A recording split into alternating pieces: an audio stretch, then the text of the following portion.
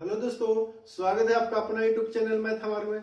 दोस्तों, आज के क्लास में हम लोग रेलवे एनटीपीसी का जो 28 दिसंबर से एग्जाम शुरू हो चुका है, तो उसमें जो महत्वपूर्ण प्रश्न मैथ का आया है, तो वो हमारे पास कहीं से प्रश्न मिला है, तो उसको आज हम लोग शॉर्टकट विधि से जानेंगे, ताकि आने वाले एग्जाम जो है उसमें हम लोग इसके आधार पर जो है प्रश्न हम लोग आसानी से वहां पर पकड़ में आ सकता है। तो चलिए, आज का प्रश्न जो आया था 28 दिसंबर को, जो पहला शिफ्ट में एग्जाम हुआ था, उसका प्रश्न है कर दो संख्याओं का योग जो 60 है, एचसीएफ एलसीएम क्रमशः 12 और 72 है, उनके व्युत्क्रम का योग ज्ञात करें। संख्या का व्युत्क्रम का योग निकालना है। देखिए, हम जो है कुछ वीडियो रेलवे एनटीपीसी का प्रीवियस एग्जाम जो हुआ था उसका कुछ वीडियो डाले हैं, तो उसमें से बहुत सारे सवाल आपको मिल सकता है। तो आप जो है जितना भी वीडियो हम डाले हैं उसको आप एक बार पुनः देख लेंगे तो आपको बहुत से लाभ होगा। चलिए,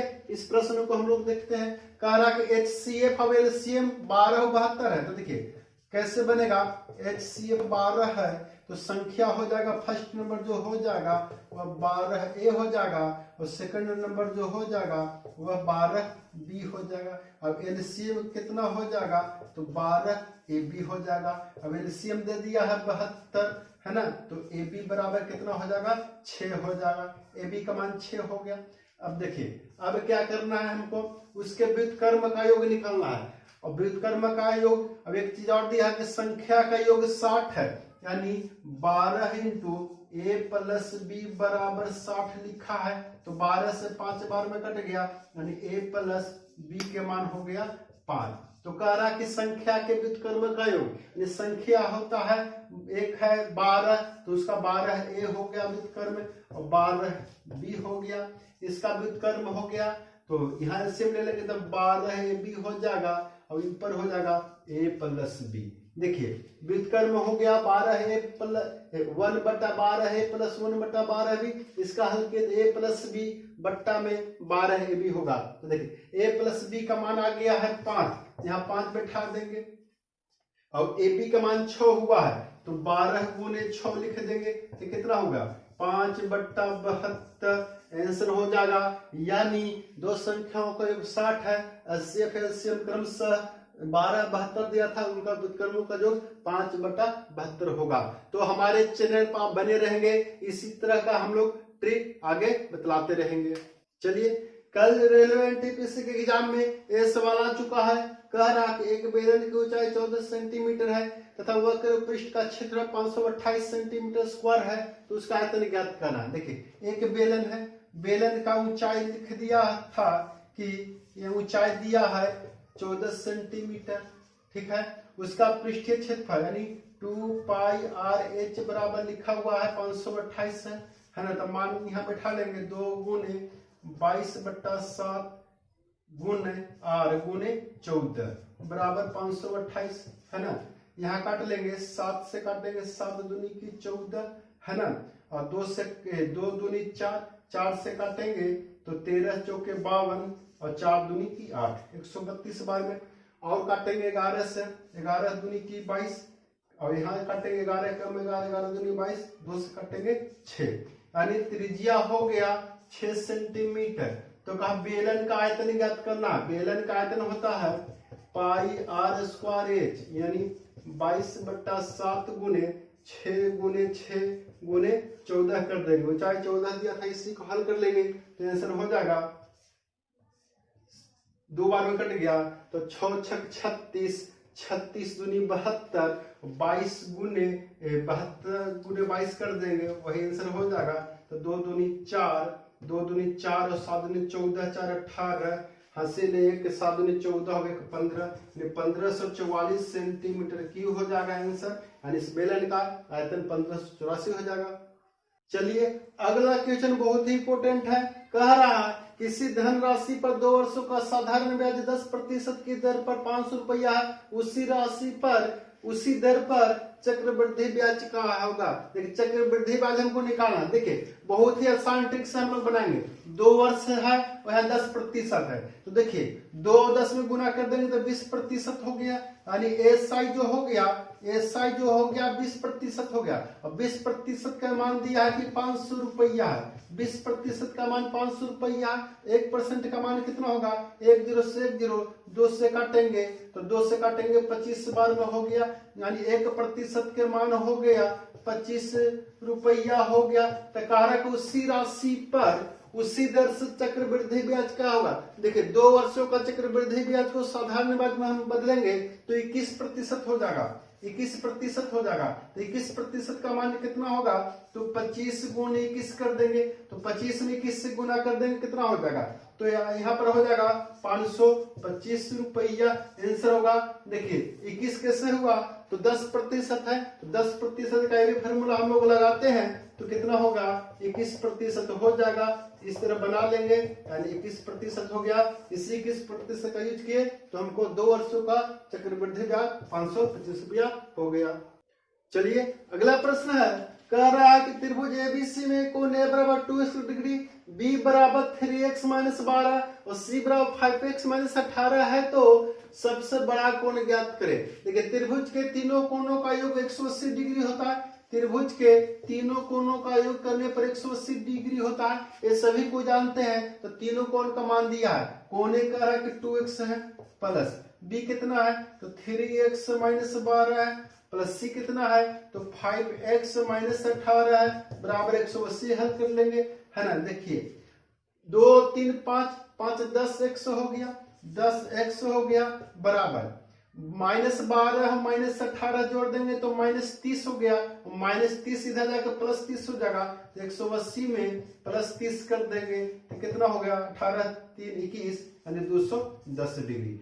तो x बराबर कितना हो गया, 21 डिग्री हो गया, x का मान 21 डिग्री हो गया। तो तीनों कोण हम लोग निकाल लेते हैं। कोण a कितना हो गया, तो a कह रहा है कि 2x है, तो 21 दूनी 42 डिग्री हो गया, है ना।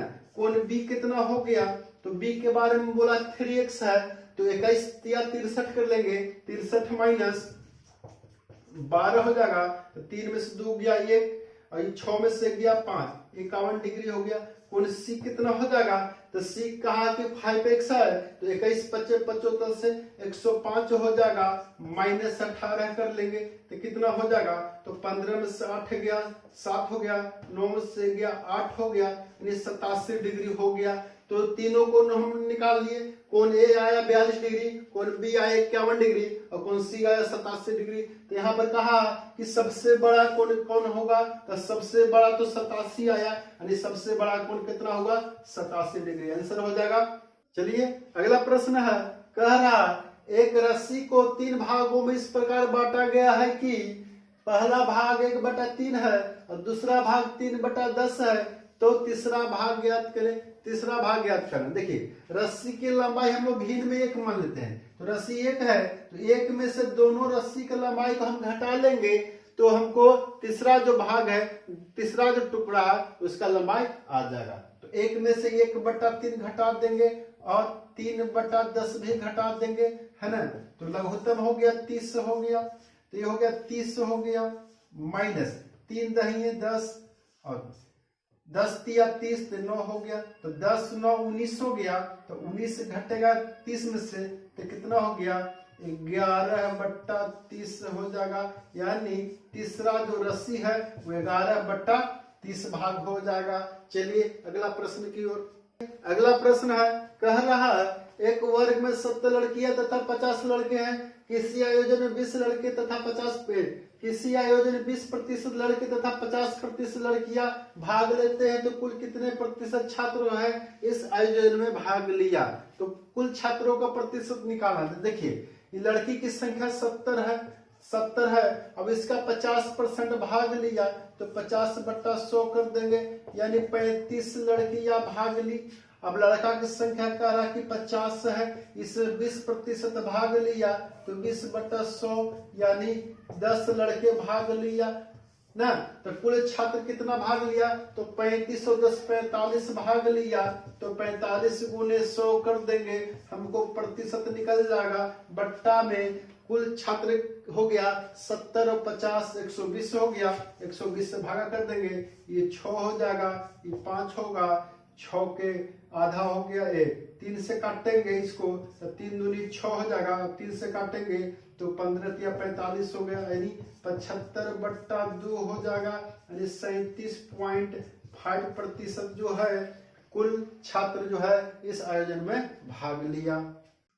चलिए अगला प्रश्न जो है ये समय काम से आया है। कह रहा है इसमें कि x तथा y किसी कार्य को 12 दिनों में कर सकते हैं, y तथा z उसी कार्य को 18 दिनों में और z तथा x उसी कार्य को 15 दिनों में कर सकते हैं, तो तीनों मिलकर उस कार्य को पूरा करने में कितना समय लेगा, यानी तीनों मिलकर कितना समय में करेगा सो हमको निकालना है। तो देखिए यहाँ कर लेंगे 1/12 कर देंगे प्लस 1/15 कर 1/18 कर देंगे और यहाँ पर 1/15 कर देंगे। इसको हम जोड़ लेते हैं, है ना। तो 12, 18, 15 का एलसीएम लेंगे तो इन तीनों का एलसीएम हो जाएगा 180 हो जाएगा, है ना। और 12 से भागा लगाएंगे तो 12 से भाग लगाएंगे तो 15 बार में लगेगा प्लस 18 से लगाएंगे तो 10 बार में लगेगा प्लस 15 से लगाएंगे तो 12 बार में हो जाएगा। तो कितना हो गया, तो जोड़ देंगे 15, 10, 25, 25 और 12 जोड़ देंगे तो हो जाएगा 37, यानी 37/180 भाग 37/180 भाग होगा। देखिए इसको जोड़ेंगे तो x y है, y z है और z x है, यानी सब दो दो का है ना। तो सब दो दो का रहेगा, यानी इसमें सब दो दो का रहेगा, यानी x रहेगा, y रहेगा और z सब दो दो को है। तो दो दो को है तो 37/181 भाग किया तो अगर एक को रहेगा सभी एक को रहेगा, यानी x plus y plus z सब एक को रहेगा तो कितना भाग करेगा काम, तो आदमी कम हो जाएगा तो भाग कम करेगा, तो कितना हो जाएगा 37/180 का आधा कर लेंगे तो 360 भाग होगा, यानी 37/360 भाग करेगा तो समय कितना होगा, तो नीचे वाला ऊपर कर देंगे, यानी 360/37 दिन लगेगा। यही आंसर हो जाएगा। चलिए अगला प्रश्न जो क्षेत्रमिति से आया है, कह रहा है एक आयत की लंबाई और चौड़ाई का अनुपात 2:1 है, परिमाप 48 सेंटीमीटर है, तो इसका क्षेत्रफल क्या होगा। देखिए एक आयत है ना, आयत तो लंबाई अनुपात में 2 है और चौड़ाई अनुपात में 1 है ना। अब इसका परिमाप का है 48, देखिए इसका परिमाप कितना होगा, तो परिमाप होता है चारों भुजाओं का जोड़, तो ये 2 होते भी 2 हो जाएगा, यही 1 है भी 1 होगा, तो 2 2 4 और 2 6, यानी अनुपात में 6 हो जाएगा परिमाप। देखिए परिमाप दिया है 48 सेंटीमीटर, तो अनुपात 1 का मान कितना होगा 6/48, ये तो 8 बार में कट जाएगा, 1 बराबर 8 सेंटीमीटर, यानी लंबाई हो गया 16 और चौड़ाई हो जाएगा 8 सेंटीमीटर हो जाएगा। लंबाई और चौड़ाई निकल गया तो क्षेत्रफल कह रहा है, तो क्षेत्रफल होता है लंबाई गुने चौड़ाई होता है, तो लंबाई हो गया है 16, है ना, और चौड़ाई कितना है 8 है, तो 16 28 से 128 सेंटीमीटर स्क्वायर आंसर हो जाएगा, यानी इस आयत का क्षेत्रफल निकालेंगे तो 128 वर्ग सेंटीमीटर होगा। चलिए अगला प्रश्न जो है ये लाभ हानि से संबंधित है। कह रहा है 80 वस्तुओं का बिक्री मूल्य 60 वस्तुओं के क्रय मूल्य के बराबर है, तो लाभ है या हानि प्रतिशत ज्ञात करें। देखिए यह जो प्रश्न है यह वस्तु का केस है, और वस्तु का केस वाला जो प्रश्न होता है यह रुपया वाला से विपरीत होता है ना। तो देखिए यहाँ लिखा कि 80 वस्तुओं का विक्रय मूल्य, सेलिंग प्राइस कितना है, तो 80 वस्तु है, ठीक है, और सीपी कितना है, क्रय मूल्य कितना है, तो क्रय मूल्य के बारे में बोला 60 वस्तु है, 60 वस्तु है। देखिए क्रय मूल्य इसमें कम है और बिक्री मूल्य ज्यादा है, तो क्रय मूल्य कम है बिक्री मूल्य ज्यादा है तब हानि होगा, है ना। यही रुपया वाला केस रहता, तो रुपया वाला केस में उल्टा होता है कि क्रय मूल्य यदि कम है और बिक्री मूल्य ज्यादा है तो लाभ होता है। लेकिन वस्तु वाला में क्या होता है, क्रय मूल्य 60 है और बिक्री 80 है, तो यानी क्रय मूल्य कम है बिक्री मूल्य ज्यादा रहेगा तो हानि हो जाएगा। तो हानि क्या वस्तु का हुआ, इस 80 है वो 60 है, यानी 20 वस्तु का हानि हुआ, तो 20 गुने 100 हो गया बट्टा में। रुपया वाला केस में बट्टा में क्रय मूल्य लिखेंगे, लेकिन वस्तु का केस है तो बट्टा में बिक्री मूल्य लिखेंगे तो 80 हो जाएगा, है ना। तो 20 चौकी 80, 4 से काटेंगे 25, यानी 25% का हानि आंसर हो जाएगा। अगला प्रश्न है, कह रहा किसी परीक्षा में उत्तीर्ण होने के लिए 30% अंक होने चाहिए। एक छात्र जो है 20% अंक ला करके 72 अंकों से अनुत्तीर्ण हो गया, तो कुल अंक ज्ञात करे, यानी परीक्षा का कुल अंक ज्ञात करना। देखिए 30% लाना था पास के लिए, वह 20% ही लाया, तो 10% कम लाया, 10% से फेल कर गया, लेकिन 72 अंक करा, वह 72 अंक से अनुत्तीर्ण हो गया, 10% बराबर 72 अंक हो गया, 72 अंकों से फेल गया तो पूर्णांक तो होता है 100%, तो 100% के मान कितना होगा, 10 बराबर 72, तो 100 बराबर 720 अंक आंसर हो जाएगा। देखिए अगला क्वेश्चन जो है अनुपात समानुपात से आया है। का किसी क्लब में पुरुष और महिला के अनुपात 2:3 है, उस क्लब में 300 महिलाएं और शामिल हो जाने पर यह अनुपात 2:5 हो जाता है, तो प्रारंभ में महिलाओं की संख्या ज्ञात करें। देखिए एकदम शॉर्टकट विधि से हम लोग पढ़ेंगे, मेल है और फीमेल है, ठीक है, तो प्रारंभ यहां लिख लेंगे। तो प्रारंभ में अनुपात कितना था, तो प्रारंभ में 2:3 था, बाद में यह अनुपात कितना हो गया, तो 2:5 हो गया। देखिए आगे कहा है यह 2:5 कैसे हुआ, तो क्लब में 300 महिला बढ़ गया, 300 महिला शामिल हो गए। तो देखिए महिला के अनुपात में देखेंगे, पहले अनुपात 3 से 5 हो गया, तो अनुपात 2 बढ़ गया, 2 बराबर कितना बढ़ा है 300, तो 2 बराबर 300 महिला हो गया, तो महिला हो गया, तो अनुपात 1 बराबर कितना होगा 150 हो जाएगा, 150 महिला होगा, फीमेल हो गया। तो कहा कि प्रारंभ में कितने महिला था, तो प्रारंभ में 3 था, तो अनुपात 3 बराबर कितना हो गया, तो 150 में 3 से गुना कर देंगे, तो 450 महिला हो जाएगा आंसर। चलिए अगला प्रश्न जो है एक क्रय मूल्य विक्रय मूल्य से संबंधित है। कह रहा है किसी वस्तु का क्रय मूल्य जो है अंकित मूल्य का 75% है, अंकित मूल्य जो है अंकित मूल्य पर 15% की छूट देने पर लाभ है या हानि प्रतिशत ज्ञात करें। लाभ हुआ कि हानि, पहले हम देख लेते हैं कि क्रय मूल्य जो है कितना बढ़ा करके अंकित मूल्य किया गया है ना, तो यहाँ लिख लेते हैं। तो अंकित मूल्य 100 मान लेते हैं कि अंकित मूल्य 100 रुपया है, तो क्रय मूल्य के बारे में बोला कि 75% है, तो 75 रुपया हो जाएगा। तो देखो 75 रुपया क्रय मूल्य था और 100 रुपया अंकित किया गया, तो ये देखेंगे कि कितना प्रतिशत जो है मूल्य को बढ़ा करके अंकित किया गया, यानी बढ़ा मूल्य निकाल लेते हैं। बढ़ा मूल्य कितना है, तो मूल्य बढ़ाया गया कितना, तो 25 रुपया बढ़ा है, तो 25 गुने 100 बट्टा में 75 था, तो 75 लिखे थे, 25 या 75, यानी 100/3% दाम बढ़ा दिया गया, 100/3% दाम बढ़ा दिया गया और उसे 15% के छूट दिया गया। छूट कितना दिया गया, तो छूट बराबर 15% है। तो देखिए लाभ होगा कि हानि होगा, तो हम ये भी फार्मूला पहले लगा लेंगे। ये भी फार्मूला लगाने के बाद अगर रिजल्ट प्लस में होगा तो लाभ होगा, रिजल्ट माइनस में होगा तब हानि होगा, और रिजल्ट यदि 0 हो जाएगा न लाभ होगा न हानि। तो देखिए हम पहले लगाते हैं 100/3 है फार्मूला, ये बढ़ा है तो प्लस में 100/3 माइनस, छूट है तो बट्टा में 15, तो 15 लिख देंगे, प्लस माइनस माइनस, यहाँ दोनों गुना करते हैं, तो 100/3 गुने 15/100 काट देंगे, 100 कट गया, 3 से कटेगा 15 कटेगा, तो 3 × 5 = 15, 5 बार में तो कितना हो गया 100/3 करेंगे तो हो जाएगा 33.1/3% माइनस 15 है और 5 20 हो जाएगा, 20 कम कर लेंगे तो 33.1/3 में से 20 जाएगा, तो कितना हो जाएगा 13.1/3% आ गया प्लस में, तो लाभ आंसर हो जाएगा।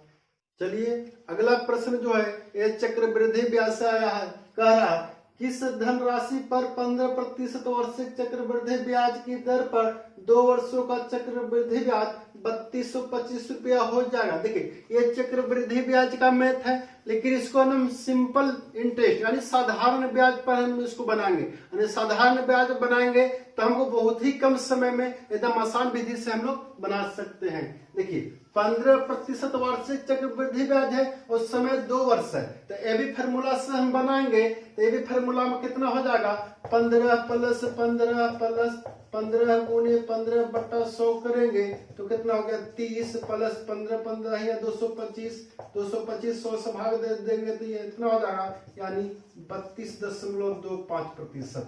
यानी हमको दर आ गया कितना 32.25% मेरा दर हो गया।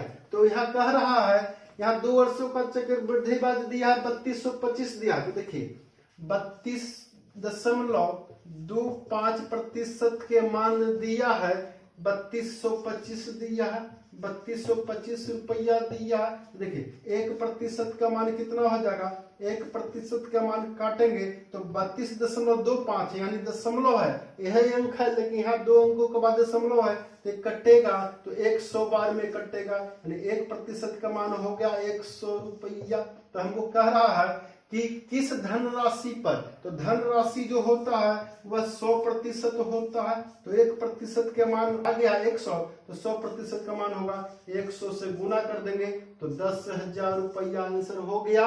यानी इस विधि से हम बनाएंगे तो हमको बहुत ही आसान यानी कम समय में हमको आंसर आ गया। आज के क्लास में हम लोग रेलवे एनटीपीसी का प्रीवियस क्वेश्चन जो 28 तारीख को हुआ है उस प्रश्नों को देख रहे थे। तो यदि आज का क्लास अच्छा लगा होगा तो चैनल को सब्सक्राइब कर लेंगे और आगे शेयर वीडियो कर देंगे ताकि अन्य बच्चे लाभान्वित होंगे।